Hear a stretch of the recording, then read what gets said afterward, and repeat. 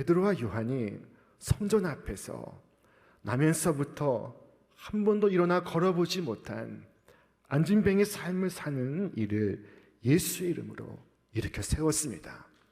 자, 이 이적이 일어나자 수많은 사람들이 현장에 참여하고 몰려들고 있었습니다.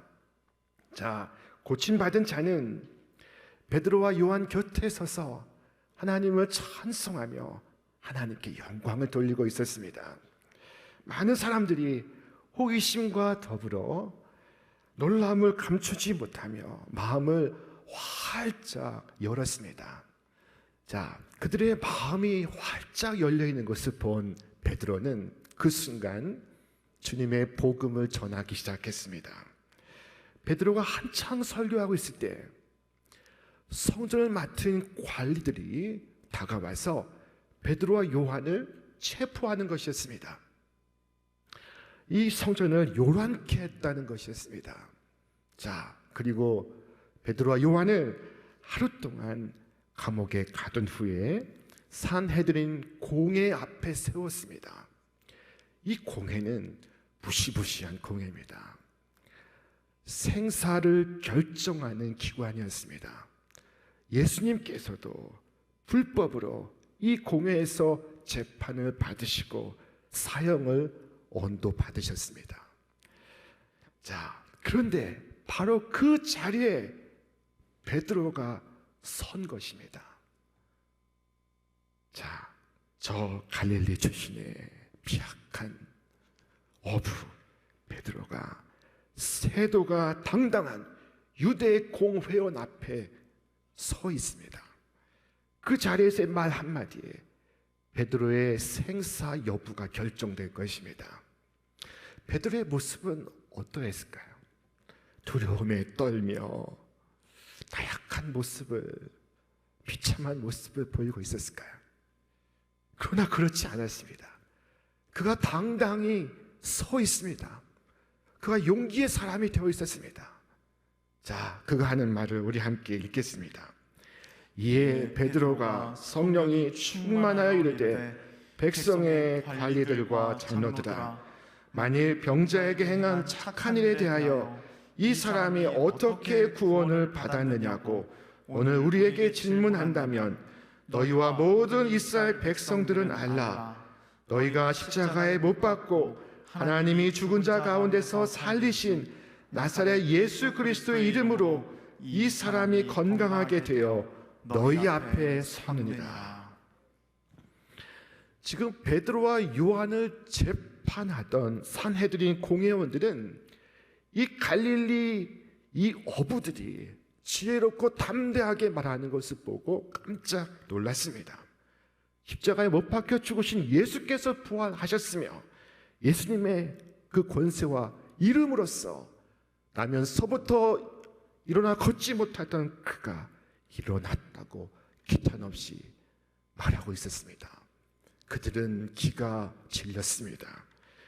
예수께서 부활하셨다고 합니다 라고가 아니라 예수께서 부활하셨습니다 라고 분명히 말하는 것이었습니다. 공중 앞에서 주저함 없이 담대하게 말하고 있었습니다.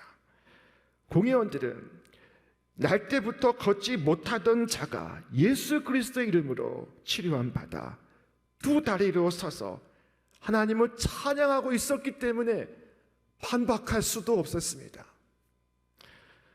베드로와 요한은 거리낌 없이 당당했지만 공회원들은 당황하여 어쩔 줄 몰라 했습니다. 그들은 궁여지책으로 비밀 회의를 갖기 시작했습니다. 여러분, 재미있지 않습니까?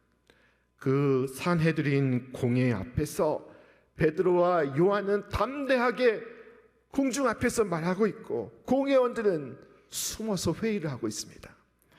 자, 그들은 회의에 회의를 거듭했지만 반박할 방법이 없었습니다.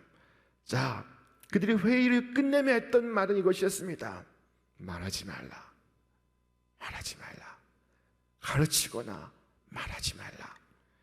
자, 이 말을 들은 사도들의 반응은 무엇이었을까요?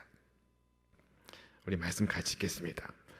베드로와 요한이 대답하이르되 하나님 앞에서 너희의 말을 듣는 것이 하나님의 말씀을 듣는 것보다 옳은가 판단하라. 우리는 보고 들은 것을 말하지 아니할 수 없다 하니. 자, 사람의 말을 듣겠습니까? 하나님의 말씀을 듣겠습니까?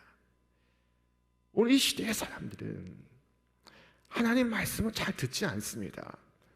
첨단 문명과 과학에 비추어서 성경의 말씀을 흘러간 옛날 이야기로 간주합니다. 자, 하나님의 말씀은 흘러간 옛날 이야기가 아니라 오늘도 성취되어 가고 있는 하나님의 살아있는 진리의 말씀입니다. 베드로와 요한은 우리가 보고 들은 것을 말하지 아니할 수 없다 라고 말했습니다. 자, 이처럼 보고 들은 것을 말하는 그를 우리는 누구라고 부릅니까? 증인이라고 부릅니다. 이들은 성령 충만하여 예수의 증인이 되어 있었습니다. 마음에 불타는 열정으로 부활하신 주님을 증언하고 있었습니다. 수많은 백성들이 베드로와 요한이 전하는 말을 듣고 큰 감화와 감동과 희망을 발견하고 있었습니다. 자, 이때 유대의 관리들은 백성들을 두려워하며 베드로와 요한을 석방시킬 수밖에 없었습니다. 성경은 말씀하기를 관리들이 백성들 때문에 그들을 어떻게 처벌할지 방법을 찾지 못하고 다시 위협하여 놓아 주었으니 이는 모든 사람이 그 된 일을 보고 하나님께 영광을 돌림이라. 자, 이 관리들은 하나님을 두려워하지 않고 사람을 두려워하고 있었습니다. 그들이 두려웠던 것은 하나님이 아니었습니다. 사람들이었습니다.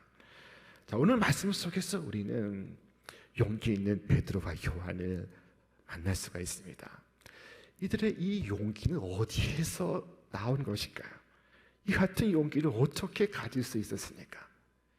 이들은 예수님을 모른다고 3번 부인했던 사람이 아니었습니까? 자, 그러나 이제 온갖 위협과 핍박 앞에서 두려워하지 않으며 죽음도 무서워하지 않으며 예수님의 부활을 증언하고 있습니다. 이 용기와 기백이 어디에서 온 것입니까? 자, 바로 오늘 말씀 속에 단서가 있습니다. 자, 말씀 같이 읽겠습니다. 베드로가 성령이 충만하여 이르되 백성의 관리들과 장로들아. 바로 성령이었습니다. 베드로와 요한은 성령으로 충만했던 것입니다. 성령의 충만을 받은 이 베드로의 증언 속에는 2가지의 중요한 고백이 담겨 있었습니다. 자, 첫째는 하나님 앞에 우리가 있다 하는 것이었습니다. 베드로는 하나님 앞에서 너희의 말을 듣는 것이 하나님의 말씀을 듣는 것보다 옳은가 판단하라 라고 말했습니다. 자, 지금 그 자신과 무리가 하나님 앞에 있다는 사실을 분명히 말하고 있는 것이었습니다. 지금 그들은 무시무시한 산헤드린 공회원들 앞에 있지만 그는 그들을 본 것이 아니라 하나님을 보고 있었습니다. 여러분, 하나님을 볼 수 있다면 우리는 어떤 상황에서도 두려워하지 않을 수 있습니다. 야곱이 형 에서의 눈을 피해 외삼촌 라반의 집으로 피신할 때 그가 어느 한 곳에 이르러 해가 저물어 돌 하나를 찾아 베개 삼아 쪼그리고 잠을 자고 있었습니다. 그의 마음에는 앞날에 대한 두려움이 가득 차 있었습니다. 그런데 바로 그 밤 그가 하나님을 만났습니다. 그때 야곱이 잠이 깨어 여호와께서 과연 계시거늘 이곳에 계시거늘 내가 알지 못하였다 라고 말합니다. 그런 더 이상 미래에 대한 두려움을 품지 않았습니다. 무섭지 않았습니다. 스데반이 순교할 때 돌에 맞아 죽는 그 순간 무리들 앞에서 그가 하늘이 열리고 주께서 하나님 우편에 서 계신 것을 보았습니다. 자, 그때 그는 죽음도 두렵지 않았습니다. 그의 얼굴에 천사의 미소가 있었습니다. 죽음의 무시무시한 문제가 콩알처럼 작아져 있었습니다. 여러분, 우리 마음 가운데 걱정이 있고 두려움이 가득 차 있으니까 여러분의 눈이 뜨여 하나님을 바라볼 수 있기를 바랍니다. 우리의 눈에 하나님이 크게 보이시기를 바랍니다. 문제보다 더 크게 하나님이 보이시기를 바랍니다. 무당들은 오랫동안 점을 쳐왔습니다. 무당들의 수법은 대개 동일합니다. 무당의 직업은 액땜입니다. 구슬하고 부적을 팝니다. 자, 그들은 때로 액을 창조합니다. 사업망에 이 남편이 죽어 아이가 입시에 실패할 거야. 자, 남이 그렇다면 무심하겠지만 내 남편 사업이 어려워지고 아이가 입시에 실패한다면 어떡하시겠습니까? 여러분, 구슬하고 부적을 사시겠습니까? 악한 원수는 우리의 눈앞에 끊임없이 액을 만들어내고 액을 갚게 하고 있습니다. 액땜하게 하고 있습니다. 하나님을 보지 못하면 세상이 온통 액땜해야 할 것들로밖에 보이지 않습니다. 내 눈에 절망만이 보이고 세상의 염려밖에 보이지 않습니다. 자, 그러나 여러분, 눈이 띄어서 살아계신 주님을 볼 수 있기를 바랍니다. 그러면 두렵게 했던 문제가 너무나 작은 콩알만한 크기로 보일 것입니다. 베드로와 요한은 살아계신 하나님, 역사하시는 하나님, 사랑의 하나님께서 지금 이곳에서 나와 함께 역사하시는 것을 보고 있었습니다. 자, 그들은 더 이상 하나님을 막연하게 생각하지 않았습니다. 생각할 수가 없었습니다. 하나님을 본 이후로 날마다 매 순간 주님을 의식하며 살지 않을 수 없었습니다. 여러분, 신앙이란 무엇일까요? 신앙이란 하나님을 의식하며 살아가는 것입니다. 여러분, 왜 죄를 짓습니까? 간단합니다. 하나님을 의식하지 않기 때문입니다. 하나님 앞에서 살지 않기 때문입니다. 요나가 그랬습니다. 요나가 니느웨로 가라 하시는 하나님의 명령을 어기고 하나님의 낯을 피해서 하나님의 시선을 피해서 다시스로 도망가기 시작합니다. 자, 하나님의 낯을 피해 배를 탔습니다. 하나님의 낯을 피해 배의 가장 밑바닥까지 내려갔습니다. 그리고 어리석게도 안심을 하고 잠을 자고 있습니다. 그는 하나님이 자신을 보지 못하실 것이라고 생각했습니다. 우리도 이렇게 살 때가 많습니다. 하나님을 소경 하나님으로 취급합니다. 자, 오늘도 보십시오. 하나님이 보지 못하신다고 생각하기 때문에 절망하고 두려워하고 낙심합니다. 죄를 짓고 세상과 타협을 합니다. 내가 은밀하게 죄를 지을 때 하나님께서 그것을 모르실 것이라고 생각하고 있습니다. 자, 그러나 그때도 우리는 하나님 앞에서 살아가고 있는 것입니다. 여러분, 누구에게 가장 살면서 신경을 많이 쓰고 계십니까? 여러분의 세상 친구들입니까? 회사의 동료들, 또 상사들입니까? 여러분, 우리는 하나님께 신경을 쓰는 사람이어야 합니다. 눈치를 봐도 하나님 눈치를 보시기를 바랍니다. 사람의 눈치를 볼 것이 아닙니다. 하나님 앞에서 살아가시길 바랍니다. 바울이 말했습니다. 이제 내가 사람들에게 좋게 하랴, 하나님께 좋게 하랴, 사람들에게 기쁨을 구하랴. 내가 지금까지 사람들의 기쁨을 구하였다면 그리스도의 종이 아니니라. 베드로와 요한은 하나님을 보고 있습니다. 하나님 앞에 있는 자신을 보고 있습니다. 하나님 앞에서. 이것이 성령 충만한 사람의 자기의식입니다. 성령 충만한 사람은 항상 하나님 앞에 있는 자신을 의식합니다.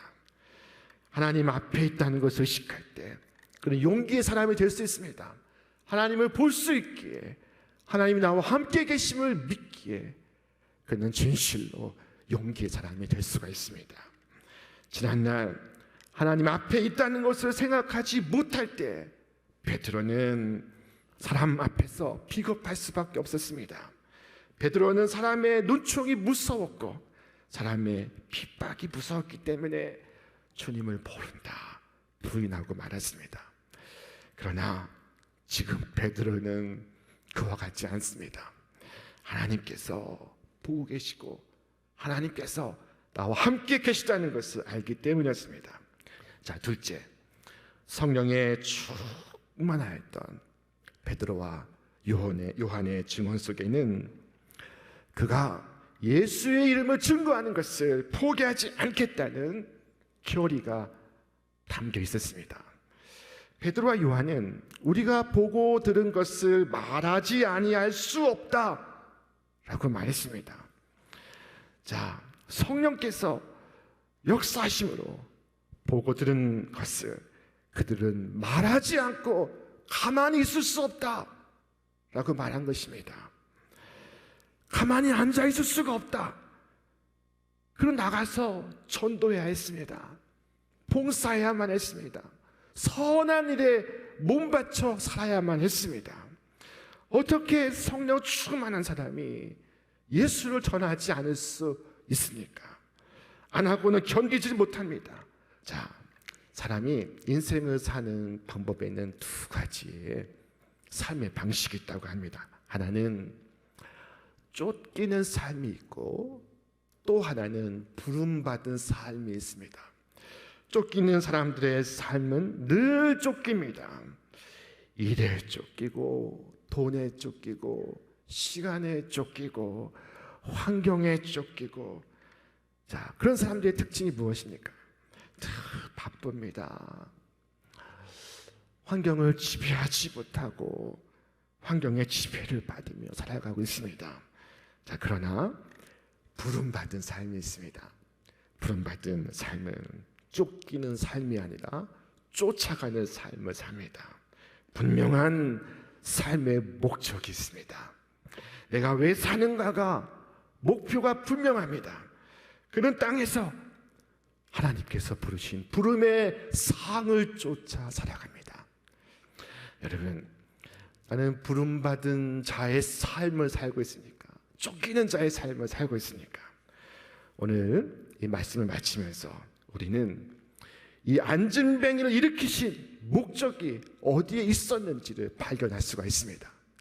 그것은 복음을 더 효과적으로, 더 능력 있게, 더 넓게 많은 사람들에게 전할 수 있는 기회를 제공하기 위해서였습니다.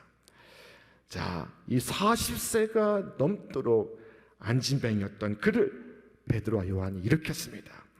자, 지금 그가 건강한 몸으로 베드로와 요한 곁에 서서 찬송하며 하나님께 영광을 돌리고 있습니다. 그가 서 있음으로 인해서 핍박자들이 할 말을 잃게 되었습니다. 박해하는 사람들이 비난할 수 없게 되었습니다. 자, 우리 말씀 같이 읽겠습니다. 나은 사람이 그들과 함께 서 있는 것을 보고 비난할 말이 없는지라. 나면서부터 안진뱅이 된 사람이 자리를 박차고 일어섰는데 그 확실한 증거 앞에서 무슨 할 말이 있겠습니까? 뭐라고 반박하겠습니까? 자, 이렇게 증거가 있는데 어떻게 비난할 수가 있겠습니까? 감리교를 창립한 이 존 웨슬리는 전도 여행차 그의 고향인 영국의 에버스를 방문했습니다. 자, 다음날 주일이어서 영국 국교회에서 말씀을 전할 기회를 얻고자 했습니다. 그러나 당시 영국의 국교회 곧 성공회는 웨슬리의 감리교 운동을 이단으로 간주하고 있었습니다. 자, 거절당한 존 웨슬리는 그 저녁에 아버지의 묘비 앞에서 사람들을 불러보아 하나님 말씀을 전하기 시작했습니다. 매일 밤마다 그렇게 했습니다. 8일간 그곳에 머물면서 마을 사람들에게 말씀을 전하기 시작했습니다. 마을마다 모임이 이루어지고 사람들 사이에 회개와 회심의 역사가 일어나기 시작했습니다. 자, 그들 가운데 일부가 이 일로 성난 이웃 사람들에 의해서 핍박을 당하기도 했습니다. 이 일에 대하여 웨슬리가 이와 같이 기록했습니다. 성난 이웃들이 새로 회심한 일단의 이단자들을 재판관 앞에 데리고 갔다. 그러나 재판관이 그들이 무슨 죄를 범했는지 물었을 때 깊은 침묵이 흘렀다. 왜냐하면 고소한 이들은 그들이 무엇을 했는지 정작 모르고 있었기 때문이었다. 드디어 한 사람이 말문을 열었다. 그들은 다른 사람들보다 더 좋은 사람인 양 가정하고 아침부터 저녁까지 기도를 했습니다. 또 다른 한 사람이 말했다. 그들은 내 아내를 회심시켰습니다. 아내가 그들 속에 있기 전에는 잔소리의 불평의 수다쟁이였는데 지금은 어린 양처럼 순한 양이 되어 있습니다. 결국 재판관은 그들을 풀어주라. 마을의 모든 수다쟁이들을 회심시킬 수 있도록 그들을 풀어주라 라고 판결했다. 여러분, 이 증거 앞에서 누가 비난할 수 있겠습니까? 부인할 수 있겠습니까? 얼마나 놀라운 변증입니까? 예수 믿는 것은 받은 증거 많도다. 우리가 기쁘고 힘있게 찬송을 합니다. 여러분, 예수 믿는 사람은 증거가 많습니다. 돌아보면 삶의 순간순간이 하나님께 받은 증거의 연속입니다. 자, 그 순간 베드로와 요한은 얼마나 신났을까요? 얼마나 기뻤을까요? 이것은 비단 한 사람에게 나타난 이적 때문만이 아니었습니다. 한 사람이 걷게 되었다고 하는 신기한 현상 때문만은 아니었습니다. 그보다 더 중요한 것이 있습니다. 그것은 주님의 말씀이 그들에게 이루어지고 있었기 때문이었습니다. 주께서 승천하시기 전에 무엇을 말씀하셨습니까? 우리 말씀 같이 읽겠습니다. 오직 성령이 너희에게 임하시면 너희가 권능을 받고 예루살렘과 온 유대와 사마리아와 땅 끝까지 이르러 내 증인이 되리라 하시니라. 주님의 이 말씀이 자신들의 삶 속에서 이루어지고 있었습니다. 베드로와 요한은 얼마나 감격했을까요? 신실하신 주님은 당신의 말씀을 사랑하는 그들의 삶 속에서 이루어 가시고 있었습니다. 그러므로 세상 권세가 아무리 위협적으로 보일지라도 그들의 입을 막을 수는 없었습니다. 여러분, 우리 성도란 무엇입니까? 성도란 증인으로 부름받은 사람들입니다. 우리는 모두 부활하신 주님의 증인들입니다. 오늘 나는 이 세상 한가운데서 주님을 나타내고 있습니까? 드러내고 있습니까? 이 한 주를 살아가시며 여러분 기도할 수 있기를 바랍니다. 주여, 오늘 내 눈이 뜨여져 살아계신 하나님을 보게 하소서. 하나님의 임재 앞에 살아가게 하소서. 하나님을 의식하며 거역할 수 없는 불가항력적인 사명을 성취하며 이 세상을 살아가게 하소서. 이 변화무쌍한 세상 속에서도 끊임없이 주님을 바라보며 승리의 노래를 부르시는 여러분과 제가 되시기를 주님의 이름으로 축원합니다. 축원합니다.